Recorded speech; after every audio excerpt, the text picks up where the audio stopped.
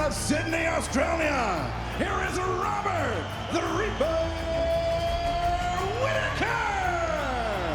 Oh, two early knockdowns for Whittaker. Oh, about to go. Oh, he goes down with a knee. He goes down with a knee. That is it. Whittaker has knocked out Derek Brunson in the first round. Ladies and gentlemen, a star is born, Robert Whittaker. We're now joined by a UFC middleweight fighter, Robert Whittaker. He's fighting Paulo Costa at UFC 298, but we're going to get into that a little bit later. Firstly, I want to say congratulations on the new addition to the family. How's mom and baby doing? Yeah, good. They're both healthy. Delivery was pretty good, by all reports, because obviously I'm not the one doing it. But yeah, everyone's healthy, everyone's home, and yeah, it's great. The kids doing well with the new sibling? Oh mate, they're stoked. Obviously, my daughter Liliana, she's the happiest. She wanted a baby sister for a long time, but all of them are just wrapped about her. Well, going back to 2023 before we go into 298, your last fight against Dricus du Plessis wasn't the result that you wanted. Tough losses to bounce back from. What were the emotions for you coming out of that fight and fight week? Yeah, I was disappointed. I wasn't disappointed so much in the loss as I was just because I didn't turn up. And I didn't perform at the ability that I could have. And, that eats away at me. So from that fight, we went away. We looked at what we liked, what we didn't like. And yeah, I pretty much just dove straight back into training. When you come away from losses like that, and like you said, it eats away at you, and you're thinking about the things that you could have done differently, or you could have done wrong, or you just got caught. What were those things that you could have done differently that you've made adjustments for coming into this next one? Yeah, I guess... mate, probably hindsight's always 2020. So we looked at last camp, and there were a lot of things I wasn't happy with last camp. There were a lot of obstacles during the camp that, I probably should have handled differently. But like I said, hindsight's 2020. I wanted a fight. I hadn't fought in a long time. The time pressures of wanting to get a fight under my belt before the end of the year.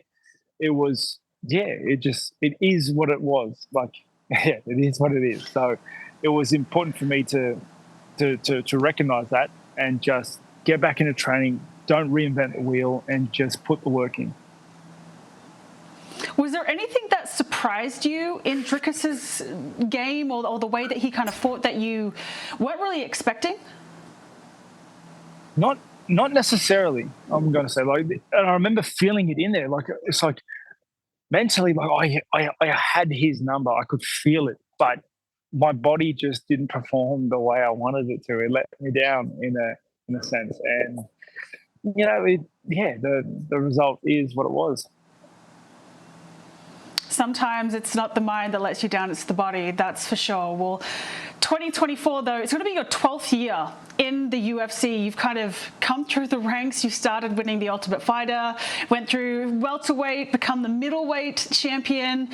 Out of all of your career to date, has there been like a moment or an achievement that you are most proud of?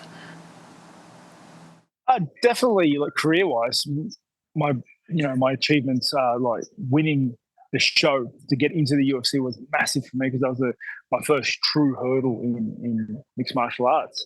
And then working my way through the rankings of like welterweight, but middleweight primarily, and to a championship title, and then having the belt and becoming the champion, that would definitely have to be the highlight of my career.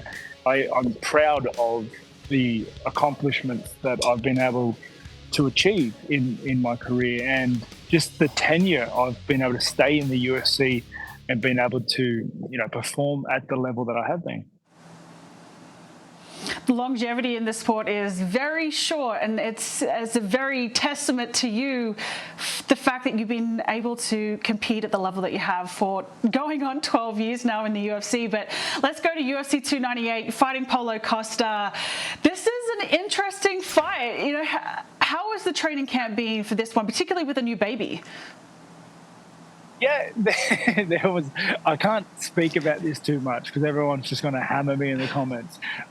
But training around, the baby's birth, so going from the hospital to sparring to the hospital again, it was hard. It was a hard week.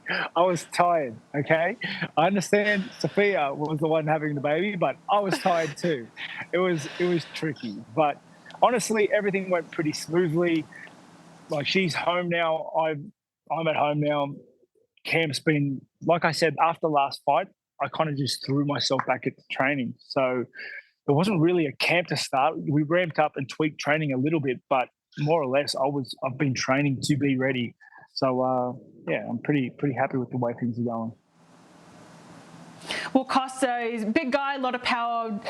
Doesn't tend to have a bit of a gas tank, but stylistically, how do you see yourself matching up with him in this one? I'd like to think very well. I'd like to lean on my speed and my accuracy of my shots. I'd like to move him around and to just be too much for him over 15 minutes. It's only a 3-round fight. But I do understand the threat he poses with his heavy hands and his heavy kicks.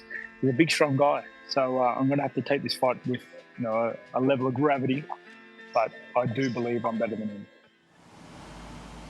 Well, I don't know if you follow him much on social media, but he kind of stated that he hasn't even signed the contract yet. Do you take much stock into that, considering he has had a tendency to kind of pull from fights very close to the actual fight date? Nah, not really, because, mate, I want to be honest, I only understand half the things he says anyway. Yes. No, it's very true. What are your thoughts on his secret juice, that bottle of juice that he kind of carries around? Oh, mate, dude's a specimen. He's very big and strong looking. I don't know. There's something in his water for sure, but I don't think it's secret juice. But dude's eating a lot of horse meat or something. Guy's massive. Well, you are the only Australian on the card. Alex is obviously fighting Ilia Topuria. You've come back from tough losses, and with Alex taking that short notice fight against Islam, getting finished the way that he was, do you feel like he's coming back too soon for this fight against Ilia? For a normal person, I would say yes. But, mate, Volk's probably the best featherweight to do it. If anyone's going to just shake it off and get back to work, it's him. Well, a lot of people are kind of on the edge saying, Volk's just too good. But then there's a lot of other people that just Ilia is going to be the toughest match for Volk in a long time. Do you see this fight being a close one, or do you kind of see Alex showing that there's levels to this game? I do think Alex is that good, but I do also believe that Topuria is going to be his hardest test. Topuria's young, hungry. He's got every skill set Alex does, and I don't know, maybe Alex coming off the last loss gives Topuria the edge he needs to just inch it over him. It's hard to say, but it's going to be a hard fight. Well, last couple of questions before I let you go. 2024, do you have a lot of goals for this year? I know that there's a lot up in the air with the middleweight division. Do you have a set number of fights that you want to fight this year? Yeah, I would like to fight more consistently. It's unfortunately I haven't been able to do that in the last few years. So increasing my fight tendency would, is one of my goals. First goal, first and foremost, being just beat Costa. That's really the first goal there, and then second goal straight after that would be just to take another fight. Do you see a potential rematch with Israel in the works? I know he's kind of taking some time off, but there's history there. I don't know if there's bad blood, but I know that's coming off of 2 losses, and that last fight was so incredibly close. Would you want that trilogy fight with him if he's open to it in 2024? There's definitely no bad blood. There's a good rivalry there, but there's no bad blood. Yeah, honestly, I'm just focusing on beating Costa. I beat Costa. Honestly, the world's my oyster. I can go any which way direction. So I'm going to focus on just coming back to form, beating Costa, and then I'll have a look at things then. Well, Rob, good luck against Paulo Costa at UFC 28. Thanks for joining us. Thank you very much for having me.